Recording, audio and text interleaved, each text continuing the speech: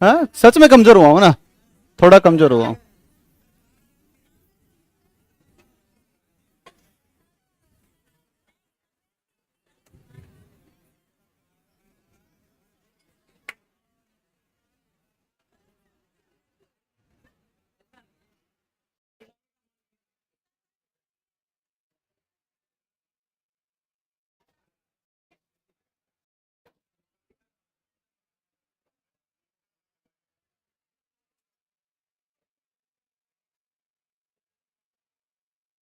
वाह वाह वाह, किसने लिख, कौन लाया है लिख के? तू लिख के लाया है? खुद लिख के लाया है? वाह वाह वाह वाह भाई, बच्चा तो ठीक है। नहीं सुनाऊं? नहीं सुन, रहने देंगे, नहीं सुनाएंगे।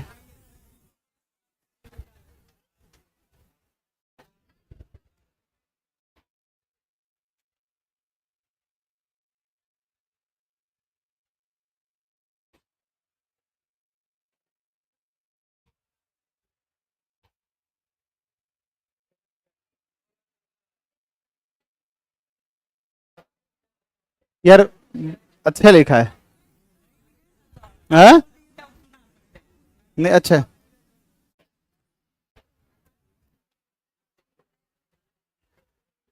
इधर आ।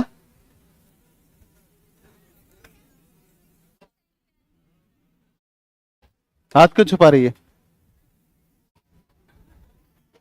जा, अब तो समझ भी गई, देख लो।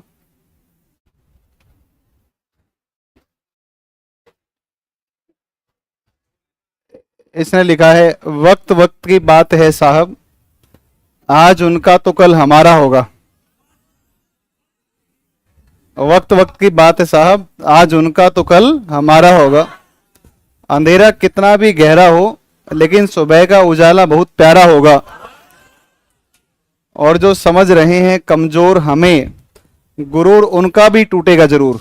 जो जो समझ रहे हैं कमजोर हमें, गुरूर उनका भी टूटेगा जरूर।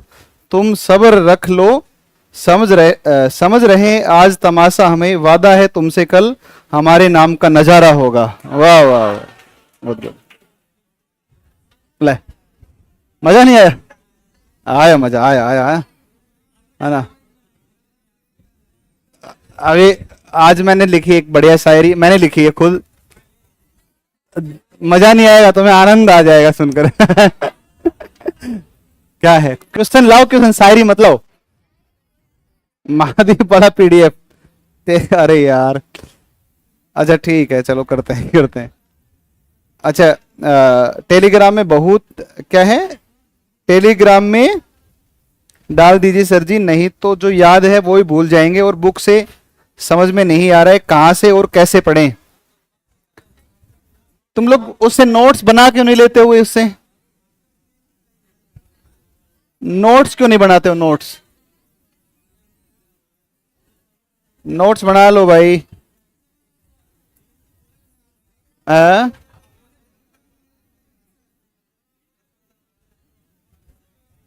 करते हैं व्यवस्था करते हैं, रुको।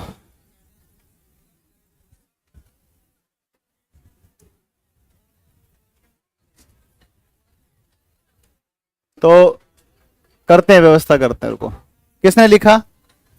आपने लिखा?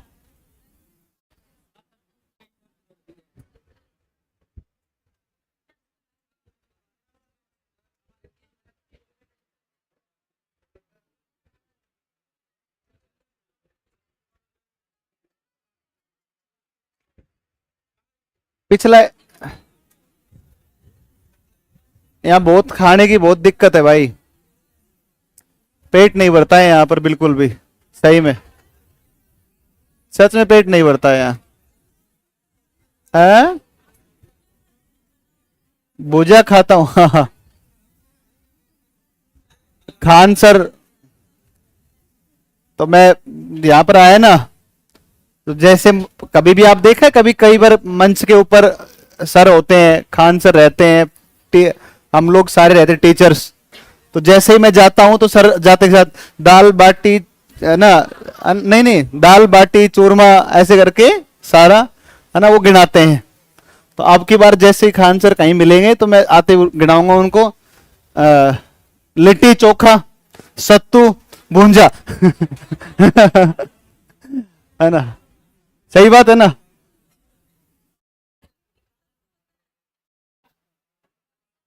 नहीं, लिट्टी बाटी में लिट्टी में ज्यादा फर्क है नहीं।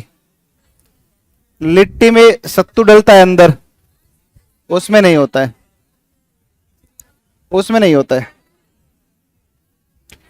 मेरे एक मेरे दोस्त हैं धर्मेंद्र, तो धर्मेंद्र की शादी अभी हुई थी फरवरी के अंदर।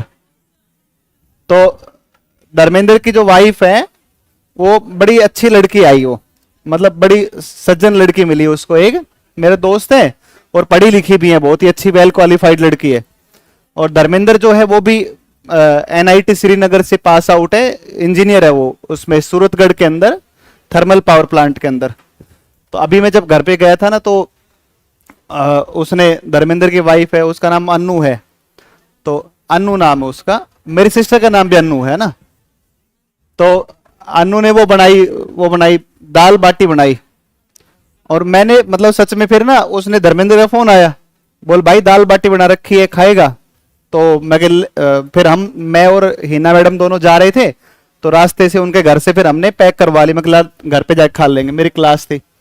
तो उसने जो शानदार जो बनाई बाटी भाई, मतलब गजब की, मतलब उतनी अच्छी दाल बाटी मैंने कभी नहीं खाई, अल्टीमेट बनाई, अल्टीमेट। फिर मैंने उसको कहा मैं कि तुरंत एक दिन और बनवाई इससे, एक दिन और खाएंगे अगले दिन बैठ करके। फिर मैं पटना आ गया, अब की बार जाऊंगा जब खाऊंगा, है ना। अच्छी लगती है बाटी, बहुत बढ़िया लगती, तुम खाओगे ना कहीं तो आपको बहुत टेस्टी लगे दाल बाटी खाना कभी आप, है ना, बहुत बढ़िया लगती। अब आ जाए अपने अरावली पर आए। अरावली बता दिया था आपको, पढ़ लिया होगा आपने। अब विंध्याचल, सतपुड़ा, पश्चिमी घाट और पूर्वी घाट पर आते हैं, ये वाला जो है इस पर चलते हैं ना। तो सुनो भाई, ध्यान दो एक बार, इस पर आप चलो और थोड़ा सा समझो, देखो बातों पर ध्यान दो आप।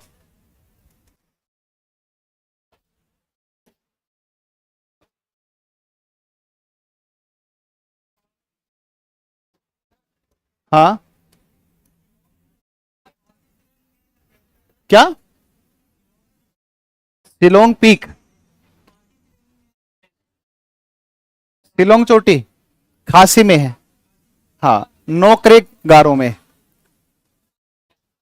शिलोंग सबसे ऊंची चोटी भी है मेघालय पठार पर, है ना।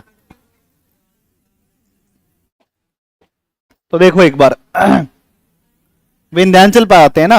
विंध्याचल जो पर्वत है, विंध्याचल के बारे में हमने पहले भी चर्चा करी थी कि विंध्याचल जो है, यह विंध्याचल सीमा बनाता है। विंध्याचल किसकी? उत्तर भारत और दक्षिण भारत की सीमा बनाता है ना विंध्याचल। सिंधु गंगा का जो मैदान है उसको दक्कन के पठार से क्या करता है? अलग करता है। और परतदार चट्टानों से बना, मतलब अवसादी चट्टानें पाई जाती हैं। विंध्याचल, बारनेर, कैमूर, पारसनाथ, ये पहाड़ियां जो है ये सब ये इसी समूह के अंतर्गत शामिल की जाती है। इसको अगर मानचित्र में समझोगे तो ज्यादा समझ में आएगा, मानचित्र से समझोगे तो ज्यादा आएगा। देखो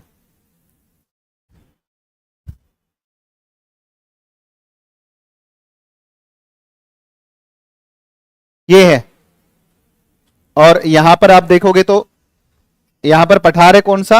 यहां मालवा पठार हो गया, मालवा, मालवा पठार है। और यहां से गुजरात से शुरू होती है और इस प्रकार के से बिहार तक, सासाराम तक। कैमूर का पठार है ना, कैमूर पठार पड़ता है, कैमूर पठार। तो इस कैमूर पठार तक इसका क्या मिलता है? विस्तार मिलता है, कैमूर पठार तक विस्तार मिलता है। और ये जो श्रेणी है या ये जो पर्वत है, इस पर्वत को कौन सा बोलते हैं? विंध्याचल, विंध्याचल पर्वत है। कौन सा पर्वत है? विंध्याचल पर्वत, यही है। तो विंध्याचल पर्वत आपका गुजरात से शुरू हो गया, जहां इसको बारनेर, कैमूर, है ना, और इस तरफ फिर इसी का विस्तार इस तरफ पारसनाथ के रूप में भी मिलता है। और इसका विस्तार ना केवल उधर झारखंड, बिहार, एमपी, यूपी, गुजरात, इसके अलावा राजस्थान में भी यहां पर इसका विस्तार मिलता है, चित्तौड़गढ़ वगैरह का इलाका है। और यहां एक पड़ता है आपका जिसका नाम है सवाई माधोपुर के अंदर रणथंबोर टाइगर रिजर्व। सुना है कभी? रणथंबोर सुना है? रणथंबोर, रणथंबोर टाइगर रिजर्व है। और इस रणथंभौर टाइगर रिजर्व के अंदर आपका मिलता है यहां पर दोनों पहाड़ियां, विंध्याचल इस तरफ से अरावली और इस तरफ से विंध्याचल, रंगीन पहाड़ियां इसके अंदर रणथंभौर में है। ठीक है ना। रणथंभौर का किला भी है, रणथंभौर दुर्ग। और एक शासक थे हमीर देव चौहान, नाम सुना इतिहास में कभी? नहीं सुना है? हमीर देव, अमीर देव थे, अलाउद्दीन ने आक्रमण किया था और जो है लड़ते लड़ते मारे गए थे। ऐसा कहा जाता है कि शिव मंदिर में भगवान शिव के सामने अपनी गर्दन को उतार करके इन्होंने चढ़ा दिया था, और जो बाकी रानी थी या फिर जितनी महिलाएं थी, इनकी बेटी थी, उन सब ने जौहर कर लिया था आग में कूद करके। शायद जल में किया था या फिर आग में कूद करके। आग में नहीं, पानी में भी हो, जल में भी होता है, आग में भी होता है, जल में भी होता है, दोनों में होता है ना। लेकिन ज्यादा मतलब 2.5 साके हुए हैं बस राजस्थान में। ठीक है ना। तो उसमें होता है, उसमें 2 चीजें होती हैं। जो पुरुष होते हैं ना वो तो केसरिया करते हैं, जब किसी शासक को लगता है कि अब नहीं जीत पाएंगे तो वो अंतिम रूप से केसरिया वस्त्र धारण करके और महल से निकलते हैं लड़ाई करने के लिए। उसके बाद फिर वो वापस कभी नहीं आते हैं। ठीक है। और महिलाएं जो होती है ना वो करती हैं जौहर। जौहर का मतलब होता है आग में कूद करके प्राण देना, आग में या जल में, उन दोनों को साका बोलते हैं। तो 2.5 साके हुए, 2 तो पूरे हुए, उधर पुरुष मारे गए, महिलाएं कूद गई, इधर महिलाएं कूद गई, उनको लगा कि अब तो नहीं आएंगे, और वो तो केसरिया करने गए थे कि अंतिम रूप से अब मारे जाएंगे, अब तो कोई उपाय है ही नहीं, लेकिन वो जीत गए। तो आधा ही हुआ है ना, 2.5 साके हुए बस केवल। ठीक है। तो यहाँ पर शासक थे, उनके एक कविता चलती थी हमारे 10वीं में, हमीर देवरी देवल दे सुंदर सी राजकुमारी ही, मायडली आख्यारी ज्योति बाबुल री राज दुलारी ही, ऐसे एक कविता थी, बहुत सुंदर कविता थी वो, है ना। तो ये रणथंभौर है, यहाँ पर दोनों मिलते हैं, इधर से अरावली और इधर से ये मिलता है तुम्हारा ये वाला। ठीक है ना। और ये कैमूर जो है, कैमूर, कैमूर का पठार है ना, कैमूर का पठार, इसमें आपको मिलता है बलवा पत्थर। क्या मिलता है? बलवा पत्थर मिलता है। इसमें मिलता है आपका चूना पत्थर मिलता है, चूना पत्थर मिलता है। इसमें मिलता है डोलोमाइट। क्या मिलता है? डोलोमाइट। इसमें हीरे भी पाए जाते हैं। क्या पाए जाते हैं? हीरा, हीरों की प्राप्ति भी होती है। ये सब इसके अंदर देखने को मिलते हैं। नीचे आप चलोगे इसके नीचे, तो नीचे आपका राजपीपला, ग्वालीगढ़, महादेव, और एक कौन सा है? मैकाल। कल बताया था मैंने अमरकंटक चोटी, इसमें एक चोटी है मैकाल में, कौन सी? अमरकंटक। इसी मैकाल से निकलती है इधर से नर्मदा, एक निकलती है इधर से, कौन आती है? नर्मदा आती है। तो विंध्याचल और सतपुड़ा के बीच कौन बहती है? नर्मदा। इधर से बहती है सोन। अरे भाई सोन आती है ना कैमूर के पठार से, ऐसे निकलती है ना कैमूर पठार के बगल से। और इधर इस सोन के इस तरफ बिहार में धारवाड़ चट्टाने, और पश्चिम में कौन सी? विंध्यन चट्टाने। ठीक है ना। और इधर से एक आपकी महानदी भी यहां से उद्गमित होती है। ठीक है ना। तो ये मैकाल श्रेणी है, मैकाल है। ये आपका महादेव है। कौन श्रेणी है? महादेव। ये वाली जो है ना, इसका नाम है ग्वालीगढ़। कौन सी है? ग्वालीगढ़। इस तरफ है जिसको बोलते हैं राजपीपला। कौन सी बोलते हैं? राजपीपला बोलते हैं, राजपीपला। राजपीपला, ग्वालीगढ़, महादेव, और कौन सा है? मैकाल। राजपीपला, ग्वालीगढ़, महादेव और मैकाल। ये आपकी 4 पहाड़ियां हैं। ठीक है ना, 4 पहाड़ियां इस तरीके से। ठीक है। तो 4 पहाड़ियां हैं ये वाली आपकी। तो ये है इस महादेव जो श्रेणी है ना, इस महादेव श्रेणी के अंदर आपकी एक चोटी पड़ती है। इस चोटी को बोलते हैं कौन सी? इसको बोलते हैं, इस चोटी को बोला जाता है कौन सी चोटी? इसको बोलते हैं अरे बावल है, गुरु शिखर थोड़ी आएगी। इसको बोलते हैं धूपगढ़। कौन चोटी है? धूपगढ़। और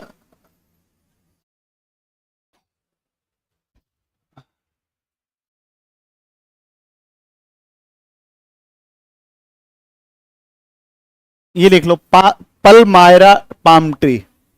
कल लिखवाया था ना मैंने, अभी नाम ध्यान आ गया, पलमायरा पाम ट्री। कल लिखा होगा ना आपने पलमायरा, ये पलमायरा शब्द लिख लो, पलमायरा, पलमायरा पाम ट्री लिख लो, कहीं भी मेंशन कर लो, जरूर देख लेना इसको ना। तमिलनाडु का राज्य वृक्ष कौन सा है? Palmyra palm tree. उड़ीसा की सरकार ने इस पर क्या लगा दिया? प्रतिबंध, कटाई नहीं कर सकते इसके ना।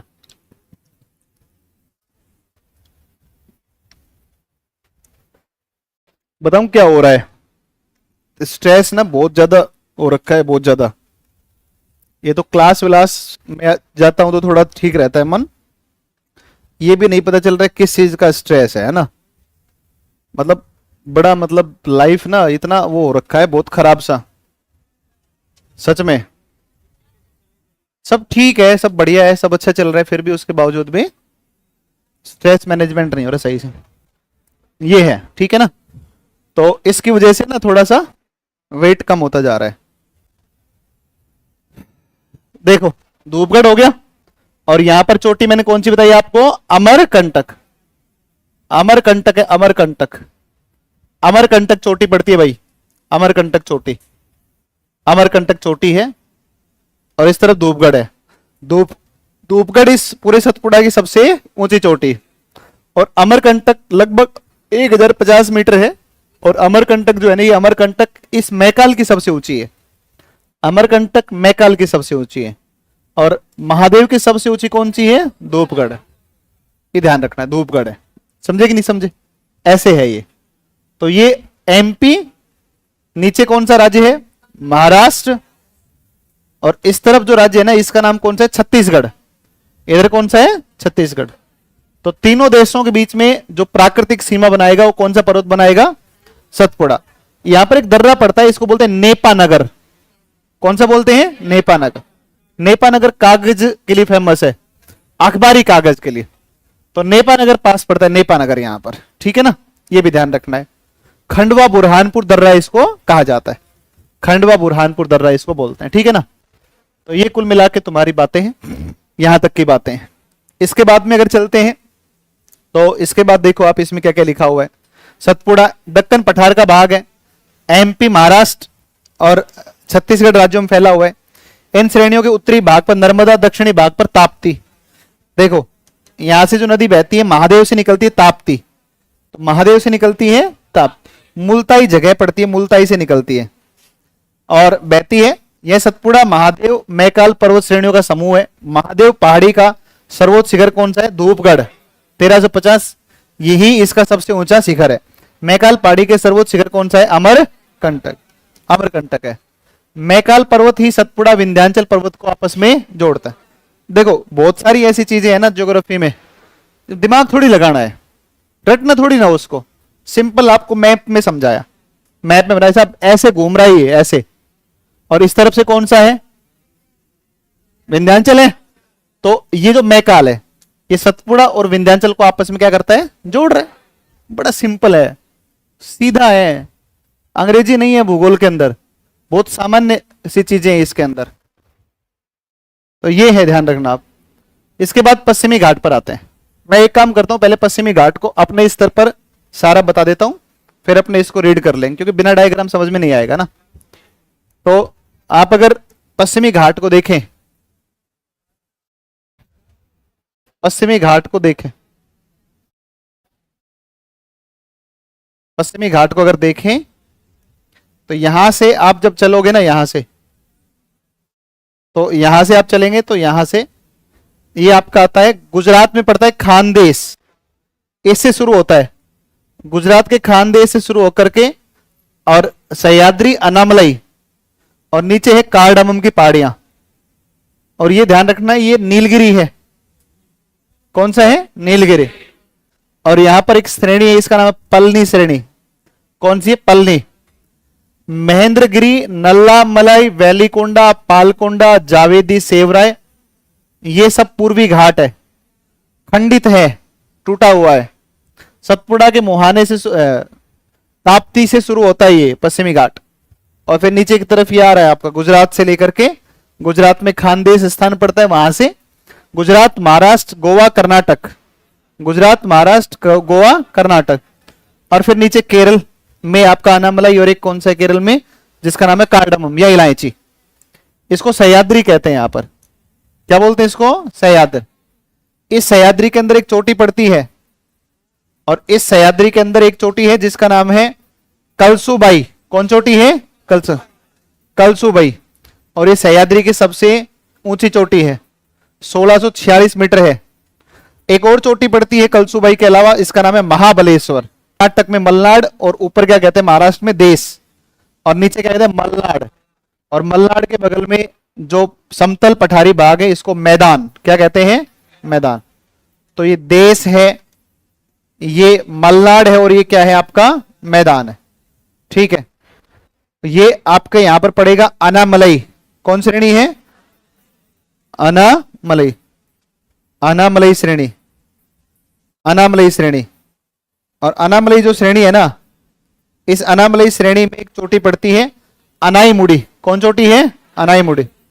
अनाईमुड़ी चोटी, अनाईमुड़ी, अनाईमुड़ी चोटी।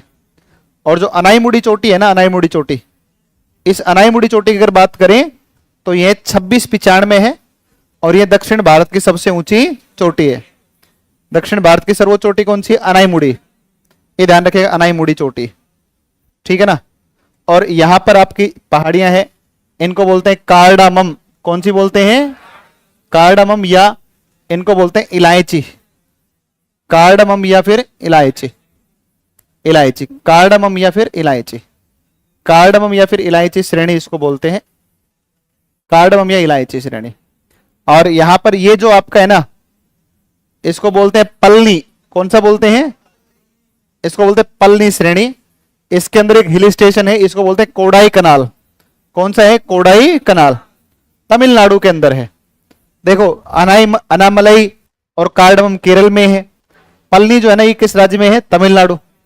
तो पहाड़ी जब तमिलनाडु में है, तो पहाड़ी तमिलनाडु में है, इसका मतलब हिल स्टेशन भी कहां पर है? तमिलनाडु में। ये जो पहाड़ियां हैं इनको बोलते हैं नीलगिरी। कौन सी है? नीलगिरी। तो पश्चिमी और पूर्वी घाट को जो मिलाती है, पश्चिमी पूर्वी घाट को, ये कौन सी नीलगिरी है? और नीलगिरी के अंदर आप देखोगे तो एक चोटी पड़ती है डोडा बेटा। कौन सी है? डोडा बेटा। डोडा बेटा चोटी है। और डोडा बेटा जो चोटी है ना, 2633 मीटर है, और ये नीलगिरी की सबसे ऊंची और पश्चिमी घाट का ही भाग है ये। इस पश्चिमी घाट की दूसरी सबसे ऊंची चोटी है कौन सी? डोडा बेटा। हिल स्टेशन इसमें नजदीक पड़ता है, इसका नाम है, और इस हिल स्टेशन का नाम है कौन सा? ऊटी है। कौन सा है? ऊटी। ऊटी, या इसका नाम है उदगमंडलम। क्या नाम है? उदगमंडलम। ऊटी या उदगमंडलम। ठीक है ना, ऊटी या फिर उदगमंडलम, ये आपका आएगा। समझे कि नहीं समझे बात को? ये इतनी जानकारी आपको समझ में आनी चाहिए। यहां पर दर्रे पड़ते हैं, और ये दर्रे कौन कौन से? भाई साहब इधर देखो ना, देखो, एक थाल, भोर, पाल, सेन। ऐसे याद करो, थाल, भोर, पाल, सेन। थाल, भोर, पाल, सेन। थाल, भोर, पाल, सेन। देखो, थाल, भोर महाराष्ट्र, पाल, सेन केरल। थाल, भोर महाराष्ट्र, पाल और सेन, थाल घाट, भोर घाट, पाल घाट, और सेन कोट। कौन सा है? सेन कोट। 4, 2 ऊपर महाराष्ट्र, 2 नीचे केरल। तो कौन कौन से? थाल, भोर, पाल, सेन। थाल, भोर, पाल, सेन। थाल, भोर, पाल, सेन। 2 महाराष्ट्र, 2 केरल। इस तरफ मुंबई पड़ता है, मुंबई, नासिक, मुंबई, पुणे, है ना। और ये आपका कोची को कोयम्बटूर से, और ये आपका तिरुवनंतपुरम को मदुरई से, ऐसे जोड़ते हैं। ठीक है ना। तो ये एक बार अपने देखें, इसमें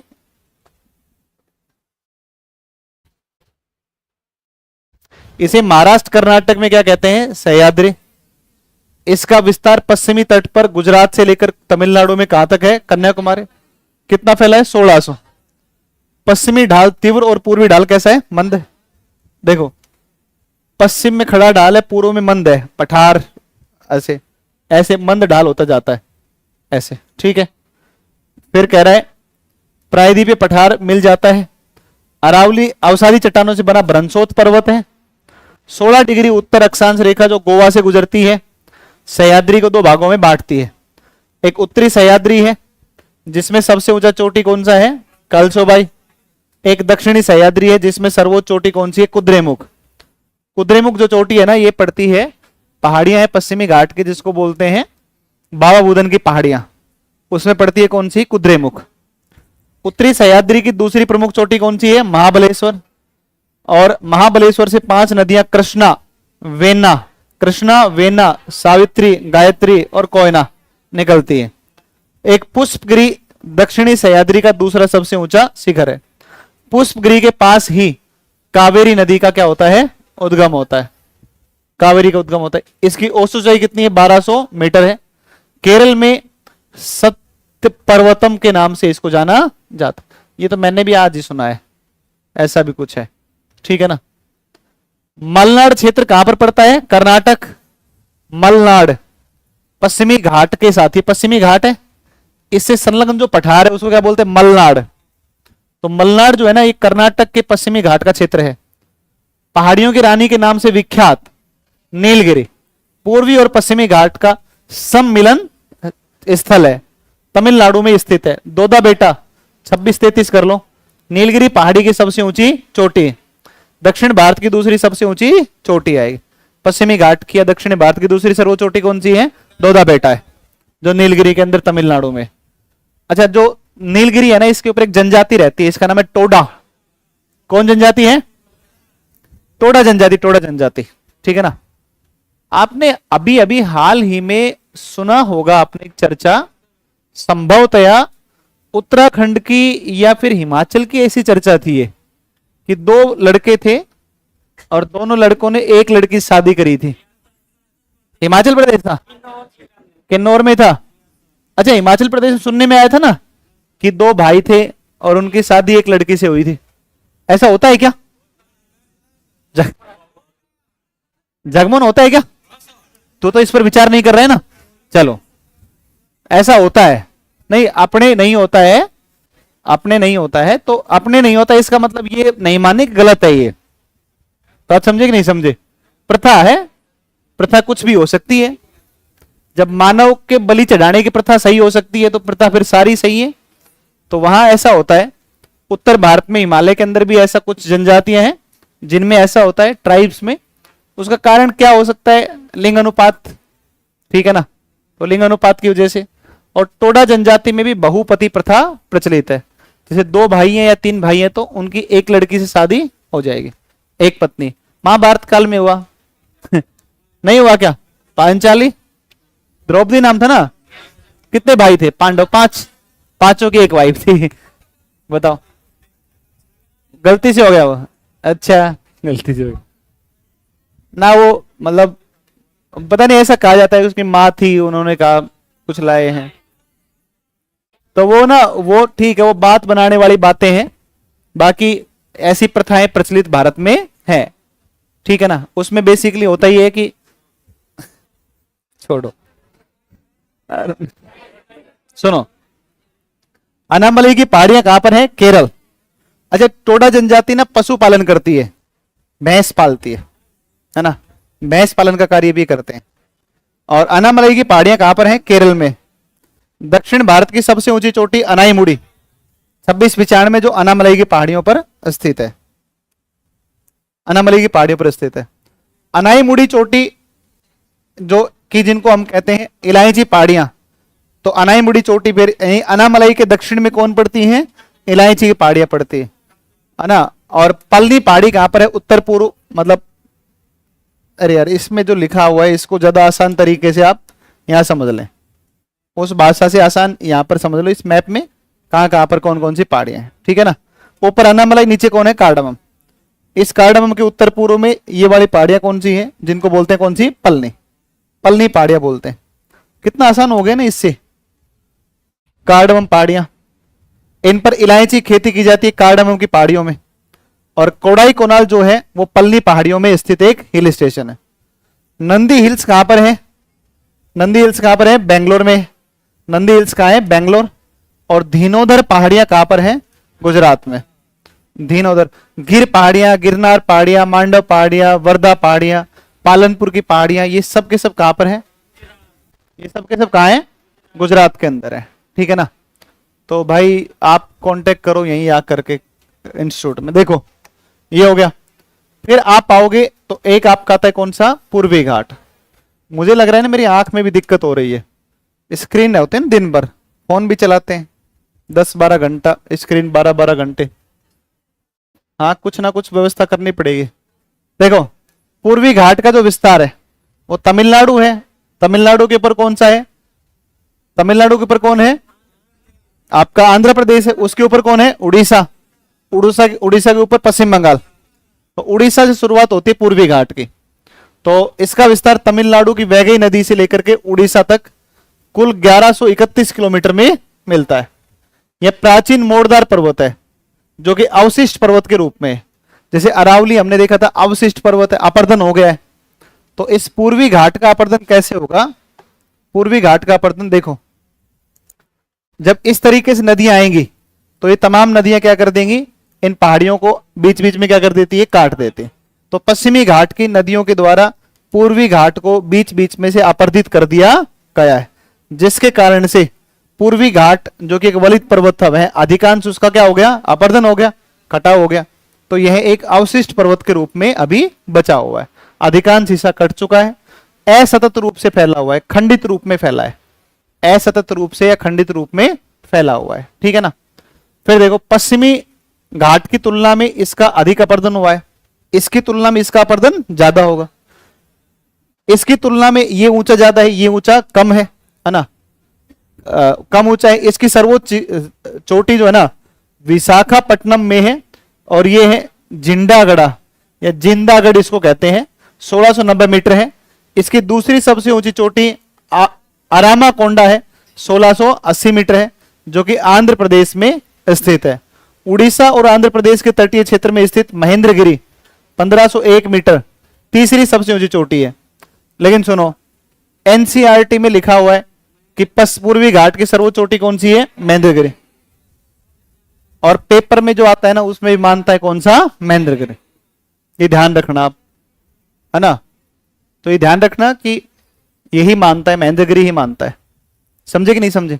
ये आपको ध्यान रखना है। इसके अलावा मलयगिरी, मलयगिरी भी कहां पड़ती है? उड़ीसा। इन चोटियों के नाम याद रखना। मलयगिरी कहां पर है? उड़ीसा। गालीकोंडा कहां पर है? आंध्र प्रदेश। सिंक्रामगट्टा कहां पर है? उड़ीसा। माधुगला कहां पर है? आंध्र प्रदेश। ये चोटियां भी इसमें पाई जाती हैं। रेड सैंडर्स मतलब लाल चंदन नामक वनस्पति पूरे भारत में केवल पूर्वी घाट में पाई जाती है। लाल चंदन मिलता है शेषाचलम की पहाड़ियां, आंध्र प्रदेश। शेषाचलम आंध्र प्रदेश, लिख लो इसको, शेषाचलम आंध्र प्रदेश लिख लो। फिल्म बनी थी इसके ऊपर लाल चंदन पर, पूछ सकता है पेपर में, है ना? तो ये पेपर में पूछ सकता है, ध्यान रखना, है ना? शेषाचलम। अच्छा, आगे दे रखा है, लिख लो आप। जाम था क्या? तो फिर क्लास थी? कौन कह रहा था? आने का मन नहीं था। हेलो, इसका नाम झूठ मूठ में ले रहे हो? लिख लिया सबने? लाल चंदन शेषाचलम, ध्यान रखना, है ना? अब आगे देखो आप, अगली बात पर आते हैं। अच्छा, जो मैं टॉपिक पढ़ाता हूं उसी से पॉकेट जीके में क्वेश्चन दे दें, ऐसे थोड़ी होता है। फिर तो आपको, आपने सुना है वो अरे क्या बोलते हैं उसको, गर्मियों के दिनों में धूप दिखाई, वो पानी दिखता है सड़क के ऊपर, मृग मरीचिका, है ना? तो वो तो मृग मरीचिका हो जाएगी। मैं आपको पढ़ाऊंगा, उसमें से क्वेश्चन दे दूंगा, फिर आपको लगे यस सब कुछ आ गया अपने को। तो नहीं समझे ना? आपको अगर टेस्ट में क्वेश्चन ऐसे मिलते हैं जो क्लास में डिस्कस नहीं होते हैं तो वो अच्छी बात है। आप उन क्वेश्चंस को अपने नोट्स में लिख लिया करो। मेरी बात, ओहो खत्म बालक हो तुम वास्तव में। देखो, दिल अलग से बना के दिया।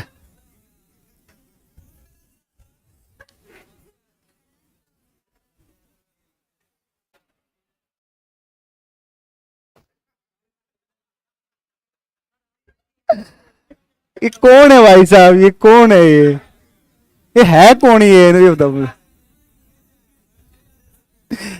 देखो ऐसा है ना कि यार ये सब अभी नहीं, तुम समझा करो यार, ये अभी पढ़ाई का टाइम है। मेरी चाहत का एक लफ्ज ना पढ़ पा रही हो तुम,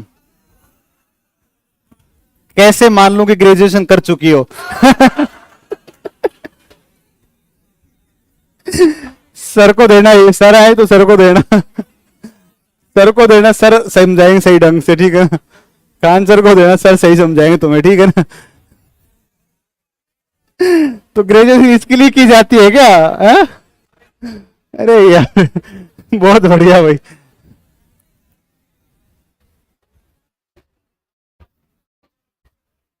भाई रितेश के लिए कमेंट ये है कि रितेश इंस्टीट्यूट में आकर के मिले, है ना? अभी सर आएंगे ना तो उस क्लास में सर को बताना।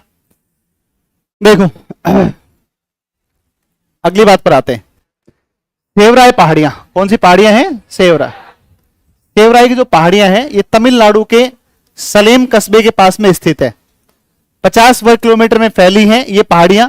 पूर्वी घाट का हिस्सा है। तमिलनाडु का प्रसिद्ध हिल स्टेशन थोरकोड इन्हीं पहाड़ियों में स्थित है ना? तो थोरकोड जो आएगा ना, थोरकोड, वो कौन सी पहाड़ियों में आता है? सेवराय। सेवराय में आता है। इसके बाद में चलते हैं गड़जात की पहाड़ियां। गोंड जनजाति का क्षेत्र उड़ीसा में है। गड़जात जो है ना, यहां पर कौन लोग रहते हैं? गोंड जनजाति के लोग। कहां पर है गड़जात? ये आपकी उड़ीसा में एक है, और ये है जनजाति है एक, और ये जेरडन कोरसर, पूर्वी घाट के कांटेदार जंगलों में पाई जाने वाली एक जनजाति है। जवादी, है ना, सेवराय, नीलगिरी की पहाड़ियां पूर्वी और पश्चिमी घाट की सीमा पर स्थित है।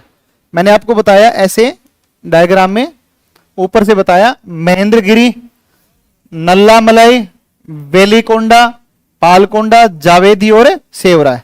और ये कौन सी है? नीलगिरी। तो नीलगिरी, जावेदी, सेवराय, ये पहाड़ियां इनके लिए कह रहा है ना, इनके लिए बोला है। फिर आप देखो इसके बाद में, इसके बाद में अगला है आपका कि अजंता की पहाड़ियां कहां पर है? महाराष्ट्र में। रायसीना की पहाड़ियां कहां है? दिल्ली। राष्ट्रपति भवन रायसीना की पहाड़ियों के ऊपर ही बना हुआ है। तो राष्ट्रपति भवन के आसपास जो पहाड़ी दिखे वो कौन सा है? अरावली है वो। अजंता, सतमाला, बालाघाट, हरिश्चंद्र, लिख लो, ये लिख लो, यहीं पर लिख लो, महाराष्ट्र में ही एरो लगा के लिख लो। अजंता लिखा ना, ऐसे लिखो, बालाघाट, अजंता, बालाघाट, हरिश्चंद्र, हरिश्चंद्र। और कौन सा बोला मैंने? हरिश्चंद्र, अजंता, बालाघाट, हरिश्चंद्र, और एक कौन सी है? अरे हरिश्चंद्र है, एक और क्या नाम बोल दिया मैंने? अजंता, बालाघाट, हरिश्चंद्र, और एक और बोली थी ना, सतमाला। कौन सी है? सतमाला। सतमाला। ये सब पहाड़ियां आपकी कहां पर पड़ती हैं? महाराष्ट्र में है। दक्कन के पठार का जब अपर्दन होगा, लंबवत अपर्दन, तो उससे इन पहाड़ियों का क्या होगा? विकास होगा। ठीक है ना? तो ये है आपका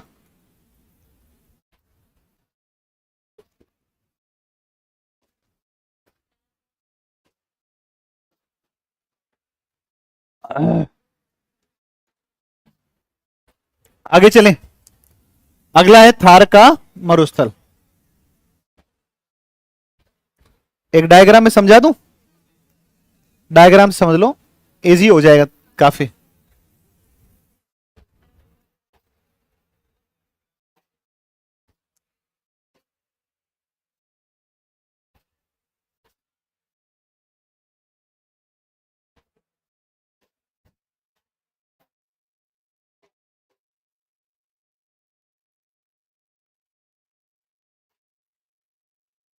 यहां देखो भाई, इस पर आप आ जाओ।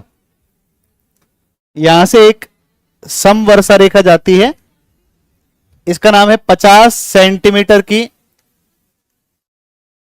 समवर्षा रेखा। कौन सी रेखा है? 50 सेंटीमीटर की समवर्षा रेखा। इसके पश्चिम में इसका विस्तार है थार का मरुस्थल। ये है तुम्हारा थार। एक रेखा जाती है 25 सेंटीमीटर समवर्षा रेखा। इसके इस तरफ जो है ना, इसको कहते हैं शुष्क मरुस्थल, और ये जो भाग है ना, इसको कौन सा बोलते हैं? अर्ध शुष्क। समझ में आई बात? थार में भी कितने भाग हो गए? 2 भाग, एक शुष्क हो गया, एक कौन सा हो गया? अर्ध शुष्क। शुष्क है 25 के पश्चिम में, अर्ध शुष्क है 25 के पूर्व में। ओके, फिर इसके बाद में आप देखोगे तो ऊपर से एक नदी बहती है यहां से, घग्गर। ये जो नदी है इसका नाम है कौन सी? घग्गर। एक नदी यहां से आती है, इसका नाम है लूणी। कौन सी है? लूणी। तो लूणी और घग्गर थार मरुस्थल की 2 बड़ी नदियां हैं। खारे पानी की झीलें यहां पर पाई जाती हैं। थार मरुस्थल को टेथिस सागर का अवशेष माना जाता है। ऐसा मानते हैं कि सब टेथिस सागर का अवशेष है। और 2 नदियां इसमें, एक घग्गर है और एक कौन सी है इसमें? लूणी है। 2 नदियां इसके अंदर है, ठीक है। और जो थार का मरुस्थल है ना, इस थार के मरुस्थल में कई प्रकार के बालू का स्तूप पाए जाते हैं। और इन बालू का स्तूपों में एक बालू का स्तूप है, इसको बोलते हैं बरखान। कौन सा बोलते हैं? बरखान। और बरखान जो है ना, बरखान, ये आपका अर्धचंद्राकार है। कैसा है? अर्धचंद्राकार बालू का स्तूप है। अर्धचंद्राकार बालू का स्तूप है। अर्धचंद्राकार बालू का स्तूप आएगा, ठीक है ना। अर्धचंद्राकार इस प्रकार से होता है बालू का स्तूप। ये ऐसा, इधर से हवा आएगी और जिस दिशा में हवा जा रही है उसी दिशा में इसके 2 सुरंग होते हैं। क्या होते हैं? 2 सुरंग।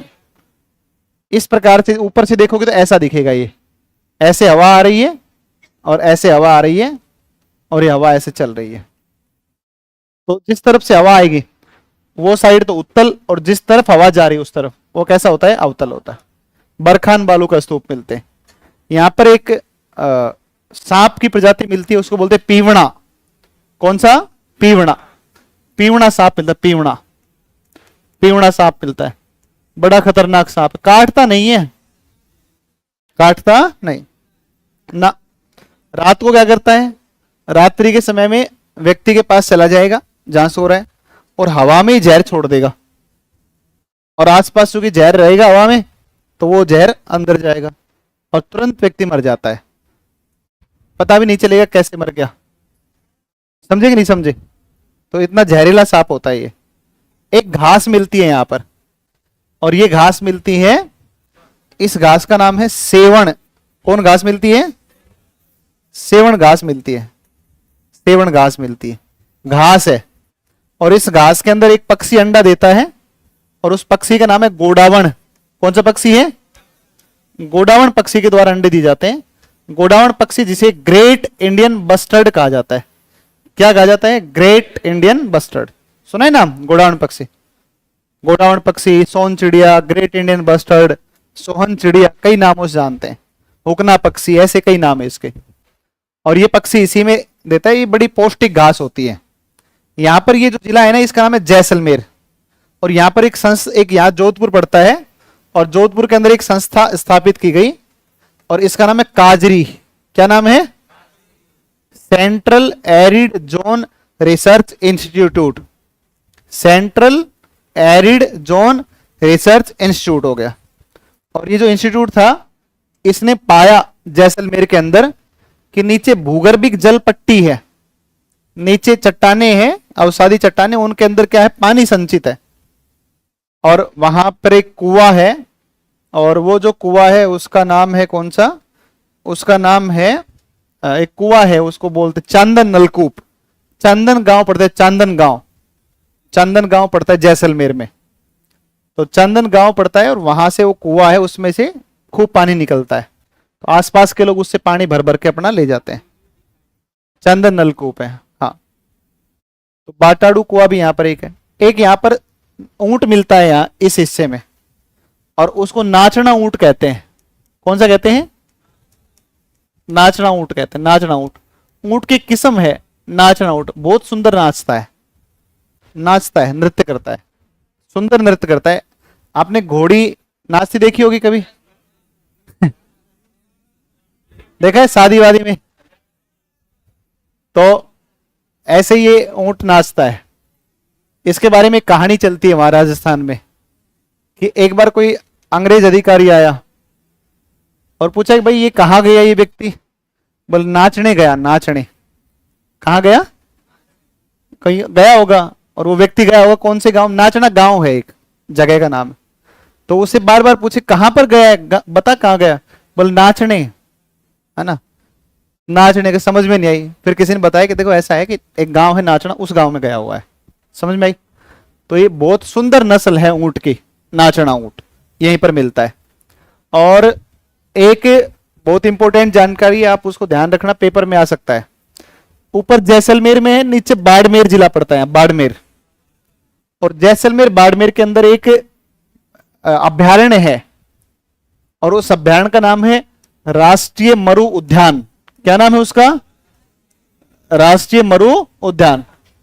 तो ये जो राष्ट्रीय मरु उद्यान है ना भाई, ये राष्ट्रीय जो मरु उद्यान है, ये राष्ट्रीय मरु उद्यान जो आपका आएगा ना, यह राष्ट्रीय मरु उद्यान, इसके अंदर मिलता है एक गांव है, उस गांव का नाम है आकल। कौन सा गांव है, आकल गांव, आकल।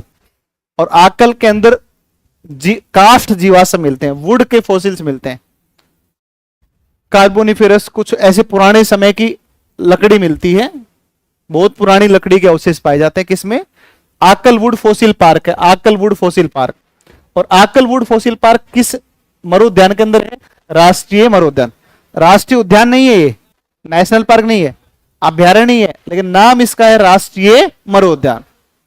आई मेरी बात समझ में।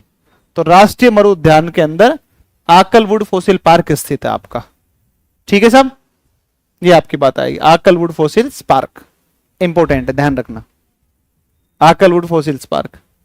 तो ये कुल मिला के आपका ये हो गया। तो ये है, यहां पर एक जिला अभी नया बन गया, पहले जोधपुर हुआ करता था, इसका नाम फलोदी। और फलोदी के अंदर एक गांव पड़ता है, उस गांव का नाम है बाप। कौन सा गांव है, बाप। कौन सा गांव है, बाप गांव, बाप। वहां पर हिमानी अवशेष मिलते हैं कार्बोनिफेरस काल के। मैंने क्या बोला, कार्बोनिफेरस समय के हिमानी अवशेष, कि किसी समय यहां पर बर्फ हुआ करती थी, ठीक है ना। तो ये भी आप ध्यान रखना, ये सब प्रश्न पूछता है पेपर में, आते हैं ये। तो मैंने बता दिया मोटा मोटा, तुम ध्यान रख लेना इनको। आपको तो याद एक बार में हो जाता होगा, आपने सुना और याद हुआ, नहीं होता है क्या, ओहो बहुत दुख की बात है भाई। राजस्थान के पश्चिमी भाग में बड़ा शुष्क प्रदेश है, ना केवल शुष्क, अर्ध शुष्क भी है, शुष्क और अर्ध शुष्क। इसे भारतीय मरुस्थल या थार मरुस्थल कहा जाता है। थार मरुस्थल का विस्तार पाकिस्तान में भी है, और पाकिस्तान में इसको चोलिस्तान कहते हैं। कौन सा कहते हैं, तो चोलिस्तान मरुस्थल कहां पर है, पाकिस्तान में। किसका ही विस्तार है, थार मरुस्थल। इसका क्षेत्रफल 1,75,000 वर्ग किलोमीटर है, जो मुख्य रूप से राजस्थान के पश्चिमी भाग, गुजरात, पंजाब और हरियाणा के अंदर पाया जाता है। केवल राजस्थान में नहीं है, राजस्थान के दक्षिण में, दक्षिण पश्चिम में कौन पड़ता है, यहां पर कौन पड़ता है, गुजरात, तो गुजरात में भी फैला है। यहां पर पड़ता है पंजाब, पंजाब में भी फैला है। और यहां पर लगता है कौन सा, हरियाणा। तो थार मरुस्थल तो यहां पे लगता है पूरा, पाकिस्तान में भी है, पंजाब में भी है, हरियाणा में भी है, और किस में भी है, गुजरात में भी है। इन तमाम क्षेत्रों के अंदर इसका विस्तार मिलता है, ठीक है। यहां वार्षिक वर्षा 15 सेंटीमीटर से भी कम होती है, फिर भी यह दुनिया का सबसे अधिक जैव विविधता का मरुस्थल है। दुनिया में सर्वाधिक जैव विविधता वाला मरुस्थल, दुनिया का सबसे नया युवा मरुस्थल, दुनिया में सबसे अधिक जैव विविधता तो है ही है, सबसे अधिक जनसंख्या घनत्व भी किस मरुस्थल में है, थार मरुस्थल में। और राजस्थान में, भारत का राजस्थान ऐसा राज्य है जहां मरुस्थल भी है और बांगर का मैदान भी। देखो मैं आपको बताऊं, इसमें जो ये लाइन लिखी है इसका मतलब क्या है। दो कॉन्टेक्स्ट है इसके लिखने के। एक तो ये कॉन्टेक्स्ट है कि भाई राजस्थान का जो पूर्वी मैदान है इसमें बांगर है, पुरानी जलोढ़ मिट्टी है। और दूसरा इसका कॉन्टेक्स्ट ये है इसके लिखने का कि राजस्थान का जो थार मरुस्थल है ना, इसमें ऊपर नदी कौन बताई मैंने आपको, घग्गर। तो नदी आएगी तो जलोढ़ मिट्टी लाएगी, तो ये पुरानी जलोढ़ है, इसलिए इसको हम घग्गर मैदान जो है बांगर से बना हुआ है। यहां पर एक नदी और बहती है और इसका नाम है कांतली। कौन सी नदी है, कांतली। ये कांतली नदी का भी क्षेत्र है, यहां कांतली नदी बह रही है। और यहां से नदी कौन सी बताई आपको, लूणी। मेरी बात समझे? तो तमाम नदियां कौन सी मिट्टी लेकर आती हैं? जलोढ़। तो पुरानी जलोढ़, जो अर्ध शुष्क क्षेत्र है ना, अर्ध शुष्क, शुष्क तो पूरा का पूरा शुद्ध मरुस्थल है, अर्ध शुष्क जो क्षेत्र है ना, इसको राजस्थान बांगर भी कहते हैं। इस क्षेत्र को राजस्थान बांगर के नाम से भी जाना जाता है, ये ध्यान रखना। ये है बातें। बाकी अगला जो है उसको करेंगे अपने कल करेंगे तटीय मैदानी प्रदेश, और फिर इसके बाद में आता है द्वीप समूह, फिर द्वीप समूह आता है। कल परसों आना, लगेगा थोड़ा समय लगेगा। ये लास्ट में जो दर्रे वर्रे दे रखे हैं ना, देखो मैंने बहुत अच्छा किया, आपको इस तरीके से पढ़ा दिया डायग्राम से, नहीं तो बहुत मुश्किल हो जाता है इसको पूरा करना ना, क्योंकि कितना लाइन टू लाइन पढ़ पाते अपने, है कि नहीं। चलिए बाकी फिर कल अपन पढ़ते हैं इसको कंटिन्यू, ठीक है। थैंक यू भाई।